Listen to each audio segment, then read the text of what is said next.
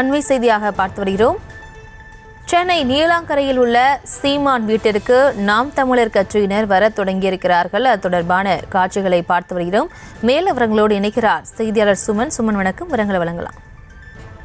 வணக்கம் பிரியாங்க. அதாவது நடிகை விஜயலட்சுமி கொடுத்த பாலியல் புகாரின் அடிப்படையில் நாம் தமிழர் கட்சியின் ஒருங்கிணைப்பாளர் சீமான் வளசரவாக்கம் காவல் நிலையத்தில் ஆஜராகுமாறு ஏற்கனவே வளசரவாக்கம் போலீசார் சம்மன் கொடுக்கப்படுகிறது. இந்த நிலையில் இன்று நாம் தமிழர் கட்சி ஒருங்கிணைப்பாளர் சீமான் ஆஜராகாதால் தொடர்ந்து அவரது வீட்டிற்கு வந்த வளசரவாக்கம் போலீசார் நாளை காலை 11 மணிக்கு ஆஜராகுமாறு சம்மனை வீட்டின் கேட்டின் முன்பு உள்ள வாசலில் ஒட்டினர்.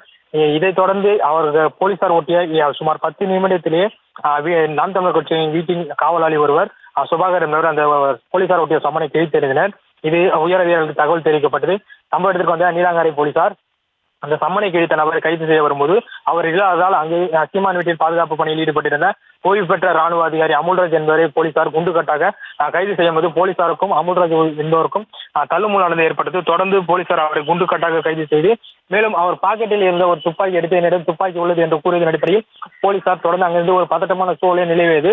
தொடர்ந்து அவரிடமிருந்து போலீசார் பறிமுதல் செய்த அந்த துப்பாக்கி அவரை போலீஸ் வாகனத்தில் ஏற்றி சென்று தற்போது நீலாங்கரை காவல் நிலையத்தில் வைத்து விசாரணை மேற்கொண்டனர். தொடர்ந்து இந்த பகுதியில் அந்த சம்மனை கிழித்த நபரையும் சுபாகர் என்பவரையும் போலீசார் கைது செய்து தற்போது காவல் நிலையத்தில் வைத்து விசாரணை மேற்கொண்டார். தொடர்ந்து இந்த பகுதியில் ஒரு பரபரப்பான சூழலை நிலவி வருகின்ற நிலையில் தற்போது நாம் தமிழர் கட்சியின் ஒருங்கிணைப்பாளர் வீட்டிற்கு நாம் தமிழர் கட்சி நிர்வாகிகள் தொடர்ந்து வந்த வண்ணம் இருக்கின்றனர். சுபா, பிரியாங்கா.